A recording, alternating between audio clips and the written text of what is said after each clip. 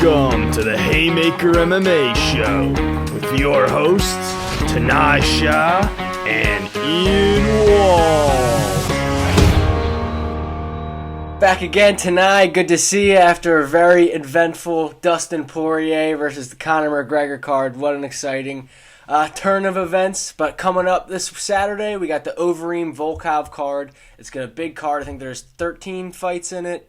Some of them have fallen through, but still a big card. We got a 6-fight main card. Kicking it off here is Diego Ferreira and Beneil Dariush. I'm a big, I've become over the past year or two a big Beneil Dariush fan. But how do you see this sucker going? Yeah, I've become a Beneil Dariush fan as well. He missed weight last time, which was kind of annoying because I was riding the train after his comeback win. And he's like a clean or like does everything right kind of thing. It seemed out of left field for Dariush. I know, but... yeah, and I was like, fuck that. Like he lost to the young kid. Wait, I'm just gonna look it up real quick. He lost to Hernandez and Hernandez popped after that, right? Yep. And then Hernandez went on a little skid after Cowboy as well, and then since then he's won like 5 or 6 in a row. Dariush has. He had that sick comeback. He got comeback of the year from the UFC last year against Closa. And then he had a nice spinning back fist finish against Holtzman. That was also one of the best finishes of last year. He missed weight, so he didn't get any bonuses for that, I think. Ferreira, on the other hand, he's coming off the fucking Anthony Pettis. He submitted Anthony Pettis. That was actually January of last year, so he hasn't fought in a little bit. Yeah, he's a guy who's a little inactive. When he submitted Pettis in round 2 last year, I was pretty excited. I was like, dude, Pettis is gonna, give him the work because Pettis has all the experience and this and that. But Ferreira's really good at jiu-jitsu, but he also has a couple of knockouts in him. But I think Dariush's attacks are very strange. Like they come at you from very like weird angles, and he actually hits with more power than anyone expects, and that's why, like he catches people a lot. And I think Dariush is going to be too much for Ferreira. He's going to win. Yeah, I agree with you here. Looking at the Pettis fight, I think Ferreira's like the definition of a dark horse in every sense of the thing. He's only lost 2 times to Poirier and Beneil Dariush. Now, granted, it was 7 years ago at this point, which is a long fucking time for people to evolve and change up and everything. But also worth noting that one of his only 2 losses is to the guy he's about to fight in Beneil Dariush. Sick ground game, especially more at the UFC level. I think that's been what really separates him.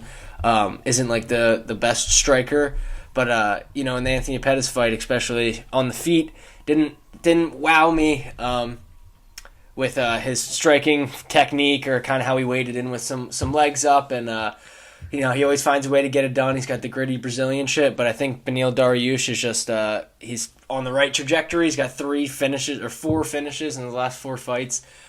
He's got a good ground game and good wrestling, which I think can neutralize some of the offensive of Ferreira on the ground. But also his striking's been looking so good with some KOs recently, and he gets hit sometimes and still fires, and he's not afraid to bang sometimes. So I like Beneil Dariush as well. Yeah, I think if he keeps it standing, it's all him, And if he stuffs maybe 1 or 2 of those cheeky takedowns that Ferreira might go for, he'll be in a good spot. But if Ferreira gets like an arm, a knee, like any of the limbs or a neck, those fucking jiu-jitsu guys, they can finish you off. And he's he's heavy. He's not a good guy to be stuck under. Mm-hmm. And you made an interesting point about this fight is happening 7 years later. We saw a couple of weeks ago what happened when a fight happened 6 years ago and to now. It's a big fucking difference. Brilliant. When obviously talking about Dustin Poirier and Conor McGregor.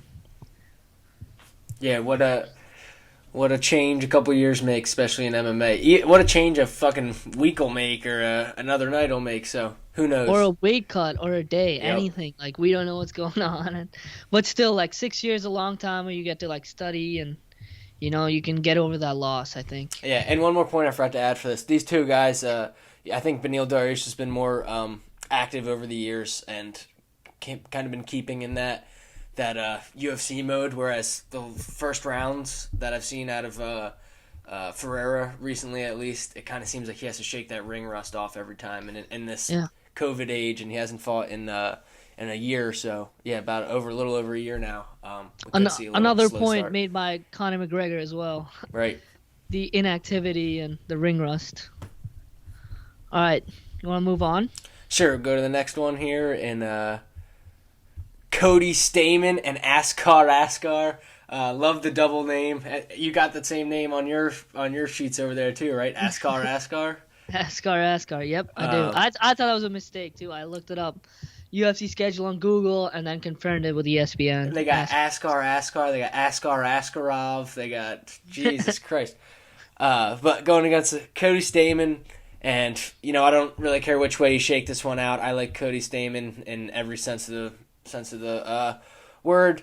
He's got great wrestling and got some power on the feet, kind of a real rippled up kind of guy, and got some good power on the feet. Doesn't throw too much, but is usually exciting and usually has a lot of experience and can get the job done. Lost to Jimmy Rivera last time, who kind of has the exact skill set that he has, and Aljamain Sterling. But other than that, he's been outworking guys, out wrestling guys, and doing enough on the feet to get decision wins more often than not. Yeah, absolutely. I like him at 145. He's more filled out. You know what I mean? He looks big compared to a lot of the other guys. Honestly, we don't know much about Askar, man. It's his first fight in the UFC. He's from... I'll tell you, he's from, it says PLE on the flag, so I'm not too sure. Oh, Palestine. He's a Palestinian. Yep. So maybe he pulls off some shit, like people from different countries, you never know. They train different, or they train the same and they just, like, produce well. Like, I don't think I can, make the best judgment for all of that, but I know what I see from Cody Stamann. Like you said, well-balanced. He takes you down, but he'll also give you heavy hands on the feet. And I think he's a hard worker. Like, he, obviously know what happened with his brother, right? Before UFC 250, before his fight, his younger brother passed away, so that was very emotional and everything. I do remember that. So, I mean, that's so tough to go through, but then that night he came out with the win, and he looked better than he ever has. Great. But then, he dropped one to Jimmy Rivera.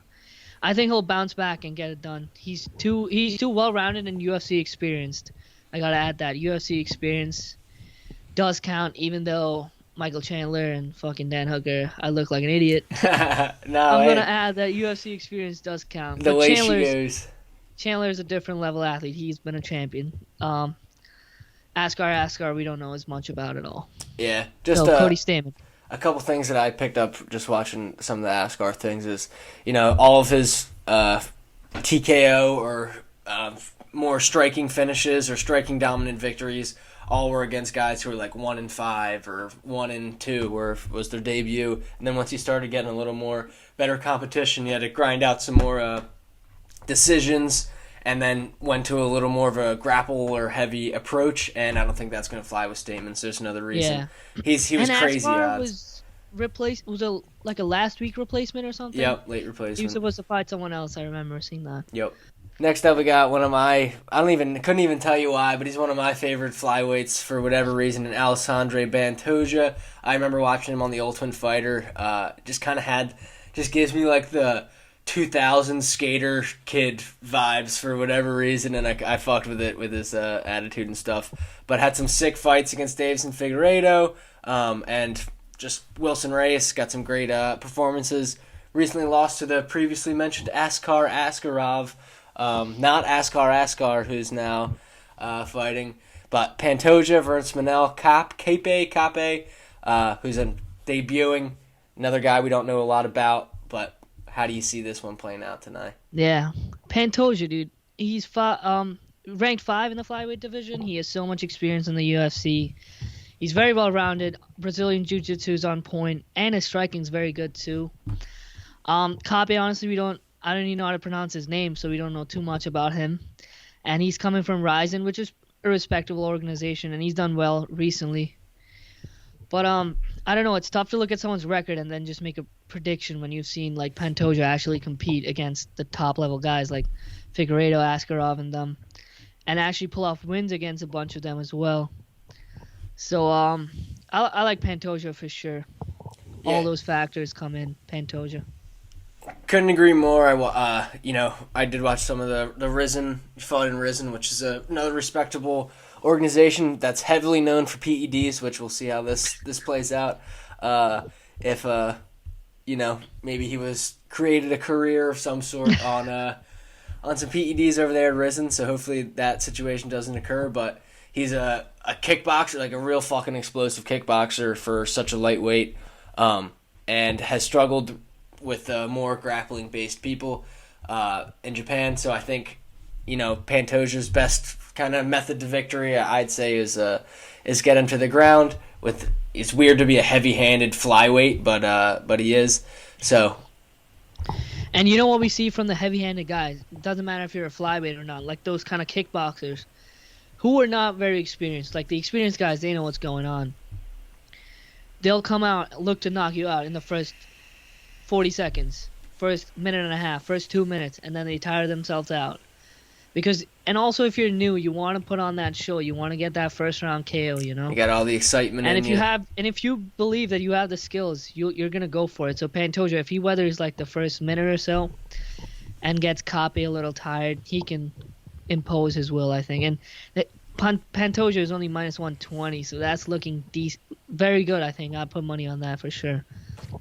Yep, I agree. Against the newcomer, definitely. I think that's a good value shot for this main card, especially. Absolutely. Cody Stateman's is the lock, one of the locks for me, but he's looking at like minus over 5, yeah, something like that. So fuck that. But I like those two if just objectively. I'm gonna state this. I'm just gonna stay away from saying lock of the night for me. Yeah. I'm never gonna say that again. Yeah. It always backfires. Not saying Stateman's gonna lose, but it backfires too many times. Fade the lock of the night. Yeah. Lock of the night. Just pick the opposite. Right? Too funny. But yeah, I'm not gonna do that ever. I'll say good, very good. That's it. Nothing more. Love it. Then we got couple of legends in the 155 division. Michael Johnson, who's been on a skid, against Clay Guida, who's also been on a skid. They both fight their asses off, but then recently it's not been too good for them. Who do you like there? Dude, it sucks because the narrative behind Michael Johnson, I do think he's a little bit of a doucher also, but it sucks that a lot of the narrative behind him is he just fucking finds ways to lose, bro. Like, he dominates people or does great in the whole fight and then just somehow lets it get away from him. And especially in the Josh Emmett, I saw that one live in Philly. That was crazy. But dominated him for the first 2 rounds, had great striking, had great distance management against a dangerous guy in Josh Emmett, and then still just got clobbered by that overhand right, and there's a couple other great examples. That was a highlight. But Clay Guida, so much... You saw that you saw that live in the arena? Yeah, maybe I'm having like the world's craziest false memory right now, but I'm like 95% sure that this went on the Gaethje Barboza. Yeah, in that's Philly, pretty baby. sick. It was so sick.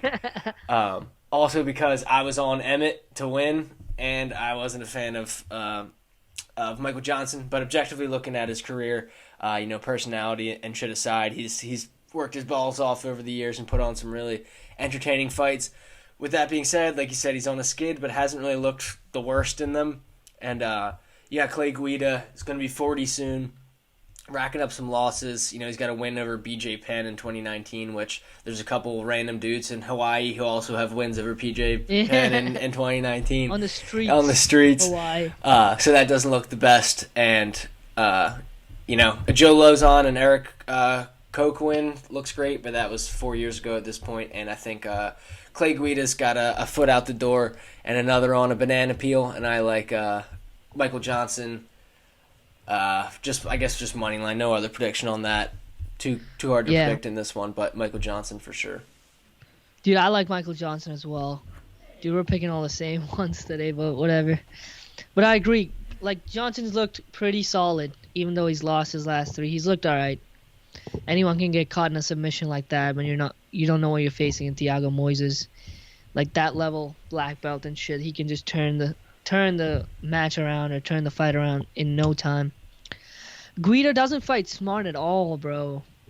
He used to be so fun, like, obviously head down, just banging, taking everyone down, ground and pound constantly. He has so much experience, but I think he's taking a lot of damage recently, and every time he goes in for a takedown, there's always a risk of him getting caught, his neck getting caught.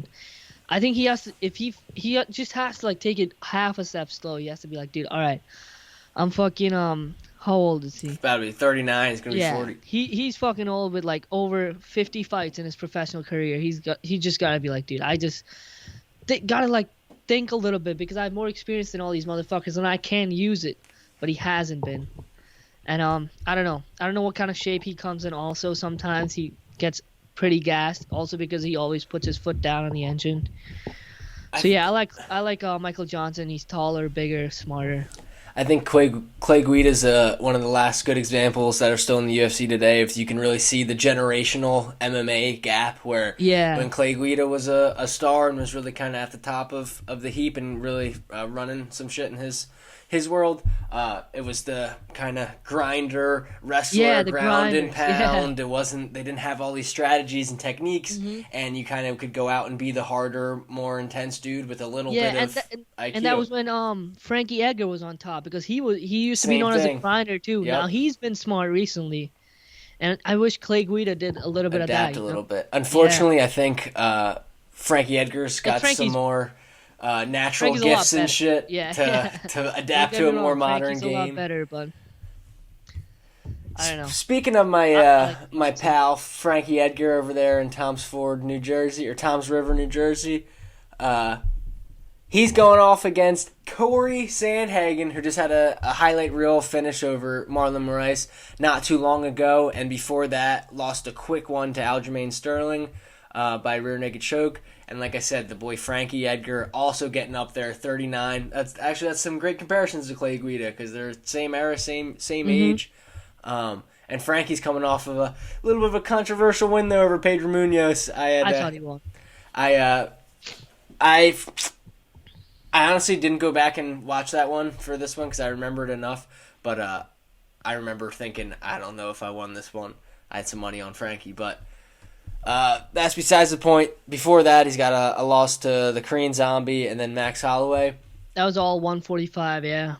Right. So when he was at the top of the heap there. Yep, absolutely. I forgot about that for those two fights. Then drops down for Pedro Munoz, gets his first win in the 135 division, and then is trying to keep the ball rolling with Corey Sandhagen, who's a kind of a good up-and-comer I think they wanted a title shot or become one of the head guys in the division before this, but had a couple bumps in the road with Aljamain. But what do you see? How do you see this one going? Yeah, so it's got to be said. This could easily be a main event of another fight night. They could go 5 rounds. Frankie was supposed to be 5. He went 5 rounds against Pedro, and Corey was supposed to be 5 rounds against Moraes. So yeah, they could have easily been the main event of any other fight night. But Corey Sandhagen is my favorite fighter at 135, and I think he's gonna win. Interesting. I have a little bias, but dude, I think he's good, man. What's the Sandhagen? His strikes are so clean. He hits the body very often, gets you tired. You like his style, not necessarily. Yeah, I love his style. Necessarily. Gotcha. And his personality too. I've seen him on like Food Truck and a couple other interviews and things. He says like, yeah, man, I just want this, like. I don't fuck the guy up. Whatever he says, like I think he works really hard. Sounds good. He's 5'11", cutting down to 135. So yeah, you see the work he puts in, and you can literally see his ribs on weigh-in days and shit, like clearly. Also, like his last win is huge confidence booster. He landed a spinning wheel kick on Moraes, and then just got it done round 2. I thought that would be a harder fight because they're both strikers, and Moraes hits really hard, really early. And after the 2.5, Moraes will slow down a little bit, but it was when Moraes was still steaming forward that Sandhagen caught him. So yeah, I didn't see that one playing out. Feather in the cap. That's a feather in the cap. Don't get me wrong, dude. I love Frankie too. I understand he's an absolute legend, former 155 champion, 145 he fought for the belt, and now he said he's at his best weight class at 135, given his height and his body structure. So dude, this is the worst. Like you love.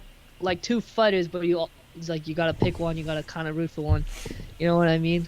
100%. So yeah, I'll go for Sandhagen. I think he's just faster. Although Frankie did look really fast, bro, against Pedro. But I like Sandhagen. The reach and the crisp striking, hitting the body. He can touch and move more smoothly with a guy who's 5'6", being 5'11". Yeah, this is one where the odds played a little bit into my biases, if you will, where Sandhagen's coming in at minus 440 or Shitty line. around So that. disrespectful. And, So disrespectful. and when you look at the X's and O's, it adds up like that. But I feel like you go back to the Yair Rodriguez fight with the Frankie Edgar, and or you can go to the Aljamain Sterling fight with Corey Sandhagen in the kind of the only times his takedown defense has kind of been in question or been able to see, because you haven't really seen his takedown defense, Corey Sandhagen's takedown defense in many of his other fights. And then, like I said, you can look at a Frankie Edgar performance where he fights Yair Rodriguez, and kind of contrary to what we were saying with the Clay Guida, where sometimes he can squirt out wins and rely on that bigger heart, harder chin, harder grinder, better grappling, moveset that he has to, I think, skirt some wins out of these younger guys. So while I think the X's and O's add up for a Corey Sandhagen TKO using that range, something in my balls says that Frankie Edgar might be able to have the grappling difference and either get a long fought out decision or a ground and pound or maybe even another split one. But something in my balls says Frankie Edgar is going to find a way at 39 years old to fall back on that grinding and wrestling to squirt a victory out from underneath Sandhagen. Response, rebuttal? I forgot to mention Frankie's wrestling, which is solid. Obviously, it's world class, and I know like he had a tough time, Corey, against Aljamain. He just gave up his back in a minute or whatever, inside a minute. I don't think Frankie's strong enough to hold him down like that. And I will say he didn't get taken down. He just got his back taken while standing. Yeah. But I guess the main point I'm saying is that I don't know had the answers as much. Exactly. His takedown defense or on the ground or whatever. I don't know. I think he's tall. He's gonna keep it on the feet and then point and move, strike, and then I think Corey Sandhagen. Also, like the minus 400 plus line for Frankie Edgar's, I think is a little disrespectful. I agree. Dude, he beat Pedro Munoz, who just knocked out Cody Garbrandt before that, like at 135. Where you know what I mean? Like, I think it's disrespectful. Like, I'd say like minus maybe 200 would be my line at most. Minus 200, 220 for Corey, but at most I'd say that.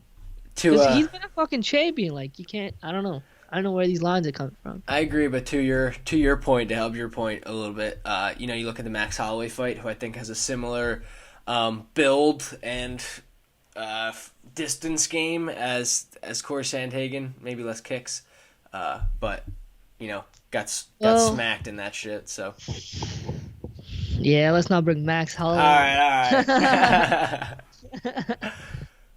All right. Want to hit the co-main here, or the main? That was a solid co-main. Yeah. All right, main card, main event. Couple of legends. We got Alistair the Ream, the Demolition Man, Overeem, taking on Alexander Volkov, the Russian. They're both coming off wins. Both are very well experienced inside, outside the UFC, you name it. They're both huge.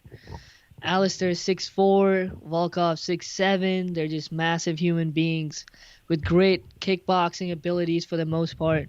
But Alistair now is using his brain a lot more, taking opponents down and bringing them in the clinch where they're getting uncomfortable, especially the less experienced ones. But what do you got for this? Yeah, this is a rare occurrence where you got, but especially at heavyweight, where you got the main event with both of these guys have over 40 fights, professional fights to their name, which Volkov is kind of newer on the scene for in people's brains, even though not necessarily in the timeline, but has been fighting the more marquee opponents in the past couple of years. But that's not to say his experience is bad by any means. But then you got Overeem, who's like the OG experience guy. He's been fucking everyone. Anything. From 185 to heavyweight, everyone. Every country, every different style. So he's always somebody who you can't count out. But Volkov has been doing great with the range striking. He said he's fucking 6'7" or some shit. Yep. and his fight with Walt Harris, that front kick to the tummy. Liver. Yeah, and which put down a guy like Walt Harris. And then you got a loss to Curtis Blades, which fucking, you get that sick wrestling in him, that long-rangey Russian kickboxing is not a good matchup for that. And then, he dominates Derek Lewis for 2.5 or 3 rounds and loses 11 seconds to go. So with all that being said, I think Volkov's a fucking phenomenal ass striker. However, I feel like sometimes he lacks a little bit of intensity. And I think sometimes Overeem can, if he can get over that first flurry or can survive some stuff or land a big shot on somebody, he takes some of the wind out of people's sails. You can see in the Walt Harris fight for him, he's getting clobbered early, survives, and then Walt Harris is like, fuck, what am I gonna do? And if Overeem doesn't get caught by Rosenstruck in the last 4 seconds, another. Yeah, dude. That fight's, I think, comparable to Volkov versus Derek Lewis there. Yep. Where they both dominate with good technical range striking, not throwing crazy haymakers, but definitely winning on the scorecard, and then the last 10 seconds, 5 seconds get fucking killed. That's the heavyweight division for you. Yep, there you go. But, so with all this being said, I think Alistair Overeem's going to come with a grappling advantage and clinch advantage, and B, a intensity advantage in these kind of situations that I think Volkov has come up short in, or looked not as good as he should. So I like Alistair Overeem as an underdog in this one. Yeah, underdog. I was so surprised, bro. Are you kidding me? He's dominated everyone he's fought. But then again, so is Volkov, besides Curtis Blades. And you got to mention that Curtis and Overeem train at the same gym at Elevation. Right. They got back together after that fight, right? And I'm sure he told him, dude, just, you gave him a couple of pointers. Oh, dude, you're so true. So you think a takedown game might be implemented. And the thing with Alistair is that his takedown is obviously not as good as Curtis or DC or something like that. But his striking is way better than Curtis Blades. Keeps those openings up. You have to watch out for both. And what he did against the Rosenstrike was exactly that. Like, if you think he's going to duck and go for a takedown, he'll hit you in the face. If you think he's going to stand with you, he's going to take you down. Obviously, he got caught at the end, which is bullshit. But same thing he did against Augusto Sakai in his last fight.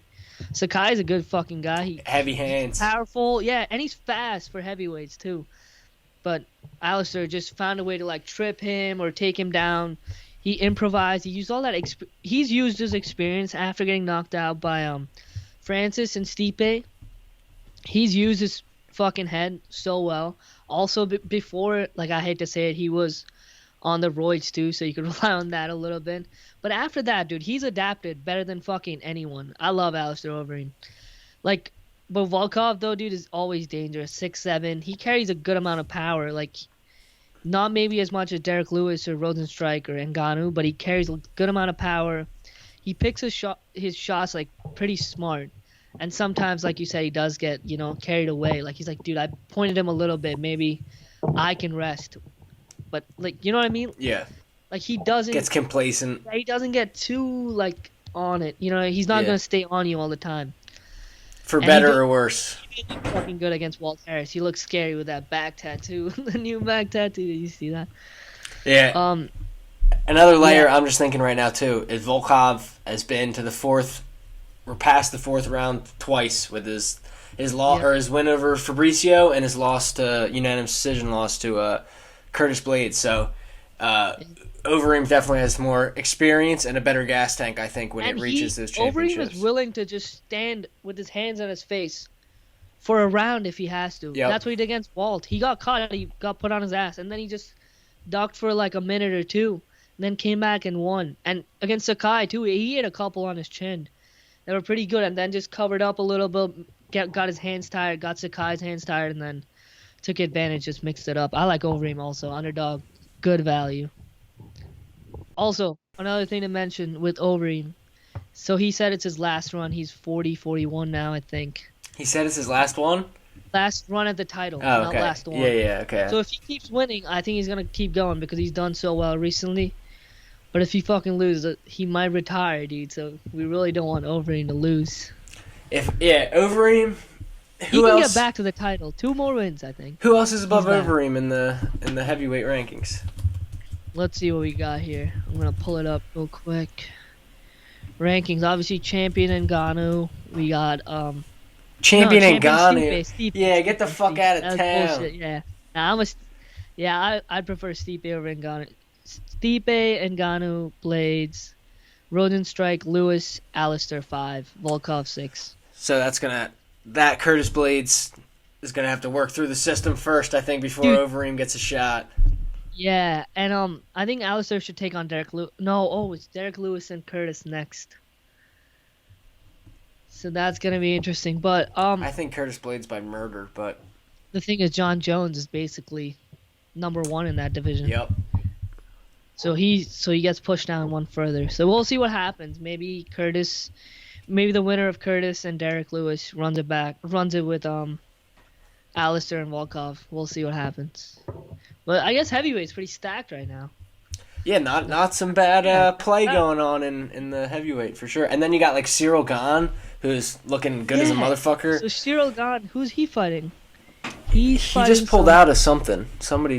He was supposed to fight somebody. I think they pushed his fight a little bit. He's fighting Jairzinho. Yeah, that's gonna be a banger. So we'll see. Everything's about to shake out in the next couple of months. Yeah. That's cool. I like that.